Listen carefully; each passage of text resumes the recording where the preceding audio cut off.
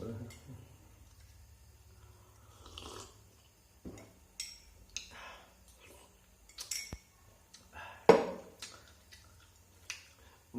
malam hari menyeruput kacang hijau buatan istri. Alhamdulillah ya. Oke, assalamualaikum warahmatullahi wabarakatuh. Jumpa lagi bersama Pak Mas Andi. Hari ini hari Kamis tanggal 2 tahun 2020. Masih di Jember dan masih bisa beraktivitas. Ini baru pulang jamaah, barusan habis buka puasa, alhamdulillah ya. Baik, sambil cangkruan, sambil nyantai-nyantai menunggu sholat isya. Ini sambil ngobrol ya, berbagi ilmu kajian tentang meru'yah. Ini banyak sekali pertanyaan, sharing-sharing pendapat dengan teman-teman vlogger. Mas, bisa nggak kita meru'yah diri sendiri? Sebetulnya ru'yah itu adalah proses di mana kita itu mencoba untuk mengobati baik zahir maupun batinnya. Ru'yah itu bisa disebabkan karena kita disihir, bisa kita diganggu oleh iblis, bisa juga diganggu oleh jin. Biasanya jin-jin yang kafir ya, ataupun yang mungkin mengganggu setiap hari, atau boleh dikatakan jin korin. Tapi yang jin yang satu ini namanya korin ini, dia tidak bisa diusir. Dia bisa diusir melalui ru'yah. Ya, itu sudah sunatullah. Jin korin itu mengikuti kita mulai dari kita lahir ke dunia sampai kita nanti wafat. Dia selalu mengawasi kita, dan kemanapun kita pergi dia ikut. Tujuannya apa? Tujuannya adalah supaya kita itu dibisiki untuk selalu berbuat jelek, ingkar, jadi berpaling dari apa yang diwajibkan oleh Allah. Sembahyang tidak boleh, ojo males ya, mencari ilmu selalu digoda dia, ojo golek ilmu. Kemudian sedekah, kalau kita punya uang habis gajian kadang disuruh sedekah, kita berat, ada suatu bisikan-bisikan, itu namanya jin korin, bisa jadi jin korin. Nah, supaya jin korin itu tidak mempunyai daya kepanasan, itu dengan satu, jadi jin korin itu bisa kepanasan, bisa takhluk kalau seseorang yang diikuti, maksudnya itu selalu berbuat baik, ibadah, tekun sama Allah, rajin sedekah, pokoknya yang mengikuti amal soleh, selalu berbuat amal soleh, itu namanya korin, itu langsung lumpuh seketika. Tapi dia tidak bisa diru'yah, diusir tidak bisa. Tapi untuk jin-jin yang lain itu bisa. Bahwasanya jin itu bisa masuk ke dalam tubuh manusia, atau jin itu bisa menempel saja. Ya, jin itu makhluk, tapi yang bisa kita keluarkan adalah energinya, energi negatifnya bisa. Ya. Nah, sejatinya ru'yah ini yang dibaca adalah ayat suci Al-Quran. Jadi mungkin kajian ini juga bisa menjadi suatu referensi ataupun sumber, bisa dipelajari sendiri, ataupun nanti kalau jenengan mempunyai pendapat yang lebih clear, lebih jelas ya alhamdulillah, jadi ada sebuah penambahan ilmu yang akan kita tarik di situ.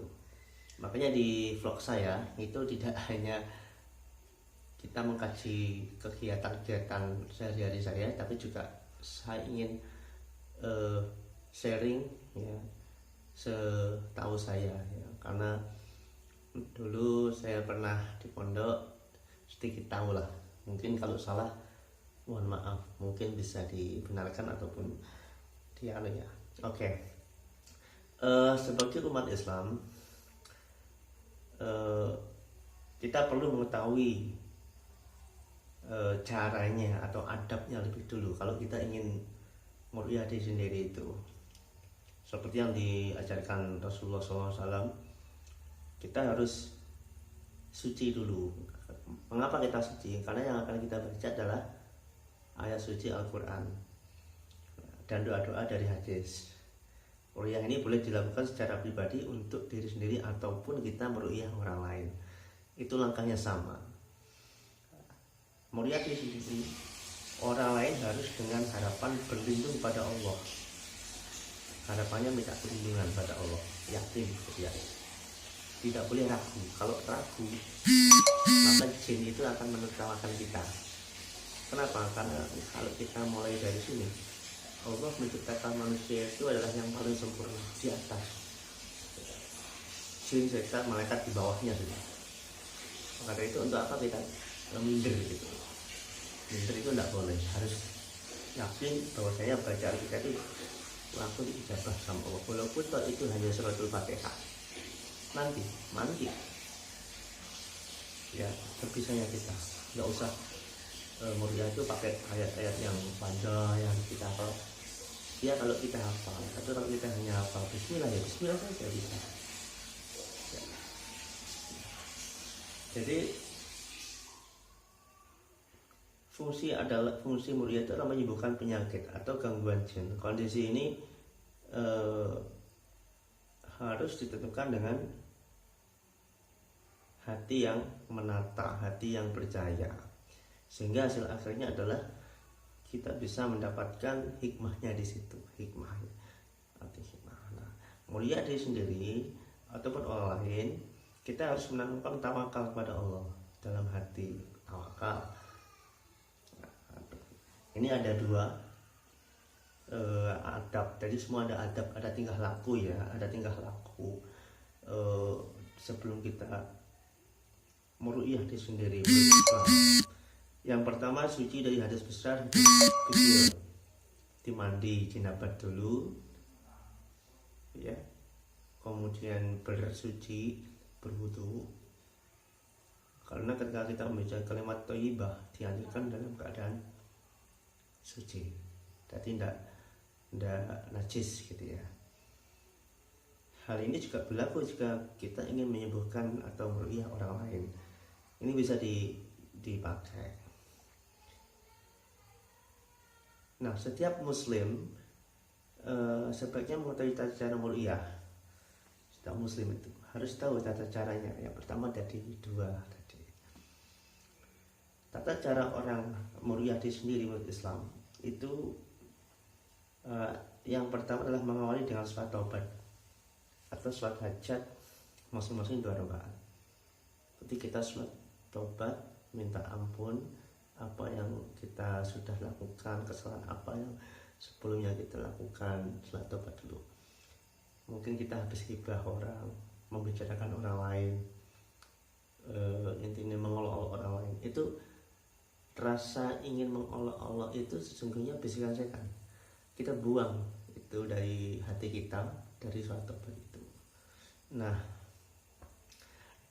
berikutnya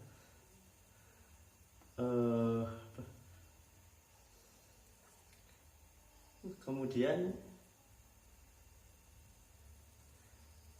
yang kedua, baca ayat Al-Quran dengan niat meruqyah diri sendiri ataupun orang lain dari penyakit atau dari gangguan jin. Sebisanya tadi membaca ayat suci Al-Quran, Yasin misalnya, atau surat Al-Baqarah, atau surat yang kita bisa apa, Al-Falaq, Al-Ikhlas, An-Nas, itu aja. Dengan menghirup nafas lalu baca masing-masing 1 kali. Tapi sebelumnya itu kita harus sholawat pada Rasulullah, minta petunjuk pada Allah. Kita mulia di sini terus gitu ya. Ada beberapa ayat suci Al-Quran yang sering dibaca saat ruqyah di sendiri dan orang lain dari gangguan jin. Di antaranya adalah surat Fatihah, surat ayat kursi ya, surat Al-Baqarah ayat 255 biasanya di situ, surat Al-Ikhlas, surat Al-Falaq, dan surat An-Nas. Ini yang setiap hari dibaca oleh ustaz-ustaz yang sering, yang kita hafal aja. Kalau kita hanya hafal Allah Akbar, kita hanya bisa Bismillah, tidak apa-apa. Si bisanya, yang penting kita nyambung sama Allah. Kalau kita udah nyambung pakai bahasa Indonesia aja bisa gitu, karena Allah mengerti semua bahasa. Yang ketiga, mengusapkan tangan ke seluruh tubuh, ditiupkan ayat Al-Quran di atas kan. Alhamdulillahirabbil alamin arrahmanirrahim sampai waladhdallin, niat, lalu ditiup, usapkan di sini. Biasanya ini dibaca sebelum tidur misalkan. Ya. Jadi kalau jenengan niat ru'yah bisa katakan niat, insyaallah. Yang keempat, minum atau meminum air yang sudah ditiupkan ayat Al-Quran di atas. Kita ngaji Al-Quran misalkan sampai juz 4, ayatnya apa, ataupun Yasin, ya, dengan disiapkan satu botol air atau satu gelas air ini, kemudian ditiupkan, baru minum. Pak, kalau nggak mandi, karena kita belum yakin. Sudah saya bilang, yakin tentu, yakin itu Allah akan memberikan kesembuhan. Ya, mungkin besok atau mungkin yang lain, atau mungkin setelah 5 kali kita melakukan ruqyah mungkin ada perubahan dalam tubuh kita, ya. Dan itu macam-macam, ada yang langsung bereaksi, ada yang mungkin 2-3 kali kita bacakan. Yang penting kita yakin niatnya kita lurus pada Allah. Yang kelima, menanamkan sikap tawakal dengan menjauhi larangan dan menjalankan perintahnya dengan sungguh-sungguh. Sholat 5 waktu itu tendensi utamanya sholat, baca Al-Quran. Saya kok nggak sembuh-sembuh, pasti ada masalah di situ. Mungkin sholat kita selalu tertinggal, baca Al-Qurannya nggak istiqomah, baca doanya nggak istiqomah. Padahal dalam setiap sholat itu yang dibaca itu semuanya adalah mengandung unsur mengusir setan sepertinya. Kalau kita sholatnya tidak khusyuk, berarti bacaan kita tidak mandi, kurang khusyuk lagi, ya. Kemudian ruqyah ketika anggota tubuh sakit boleh kita ruqyah diri sendiri, ya. Mungkin ada gangguan jin ataupun gangguan iblis, ataupun kita sakit, bisa diartikan. Karena sesungguhnya Al-Quran itu adalah obat mujarab yang Allah turunkan untuk manusia. Kalau yang lain kan hanya ikhtiar saja. Sepertinya ayat suci kita bacakan ngaji saja, kemudian kita tiupkan pada air, kita minumkan, itu sembuh. Mengapa kita mungkin kita sakit, ya, kita pergi ke kiai hanya menyuruh kita untuk bawa air gelas, kemudian kita minum, mandi, penyakit apa, gondok, penyakit kanker bisa sembuh. Kenapa? Karena menyatu pada Allah, langsung tembus. Kenapa kita tidak? Mungkin ketidakbisaan kita, ketidakmantapan kita, hati kita pada Allah, itulah yang membuat kita itu tidak manjur, tidak mandi. Semuanya mandi, butuh proses itu. Nah, untuk meruqyah anggota tubuh kita sakit, letakkan tangan di atas anggota tubuh yang sakit, lalu baca bismillah sebanyak 3 kali tanpa nafas. Misalkan yang sakit pinggang, ini aja sudah. Karena itu lebih suka tinggal di pinggang sini, ya. Kemudian di sini leher, atau di hati sini, atau di sini, dan di kaki.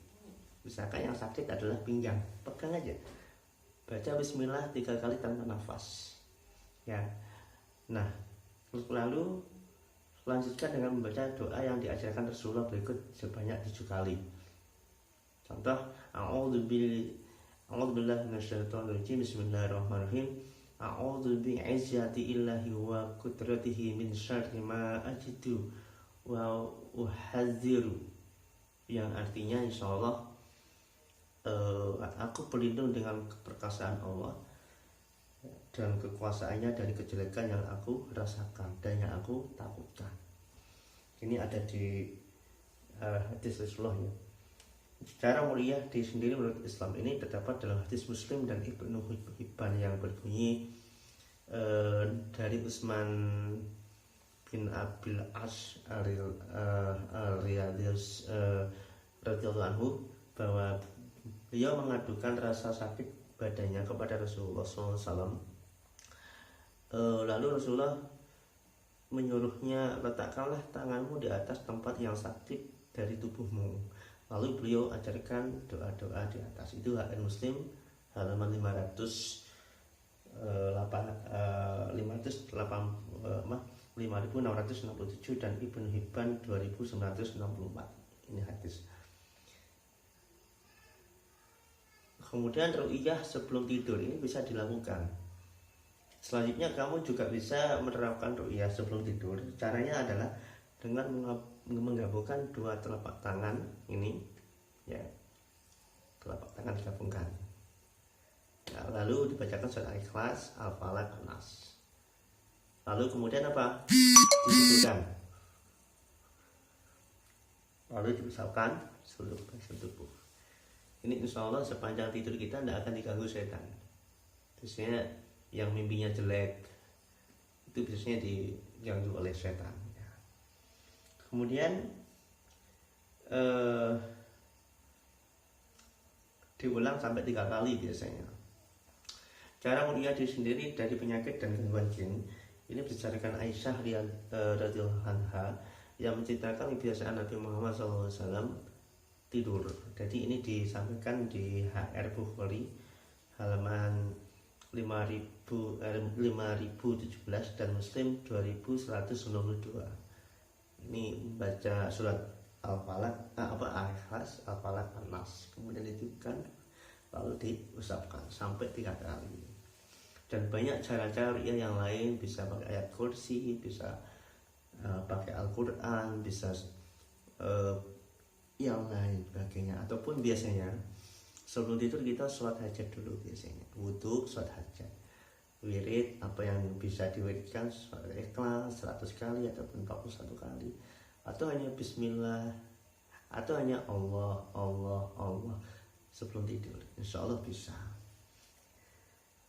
Kemudian ru'yah ketika terluka, ambil ludah di ujung jari, kemudian letakkan di tanah. Selanjutnya letakkan campuran ludah dan tanah ini bagian yang luka sambil membaca doa berikut. Bismillah, turbatu ardina birikatil badiana yusfas sakimuna bi izni rabbina, yang artinya dengan nama Allah debu tanah kami dengan ludah setengah dari kami, semoga disembuhkan orang sakit ini dengan izin Allah. Ini ada di Bukhari ayat 5795 dan Muslim 5848. Begitulah beberapa cara ru'yah diri sendiri menurut Islam dan beberapa adab sebelum melakukannya. Ini lakukan sebisanya mungkin, karena sesuatu hal ru'yah itu alangkah baiknya itu memakai Al-Quran, tidak memakai yang lain, harus ke dukun, harus dibakar minyak dulu, harus di apa dulu apa. Enggak, cukup kita mengaji setelah sholat itu pun juga bisa mulia. Biasanya kalau ada reaksi itu bisa mual-mual, mentah-mentah ya. Mungkin di sesi berikutnya nanti akan saya contohkan bagaimana cara mulia diri sendiri dengan bacaan yang kita hafal. Karena di tubuh kita, tubuh manusia itu mungkin nggak dirasuki, tapi hanya ditempeli sehingga apa?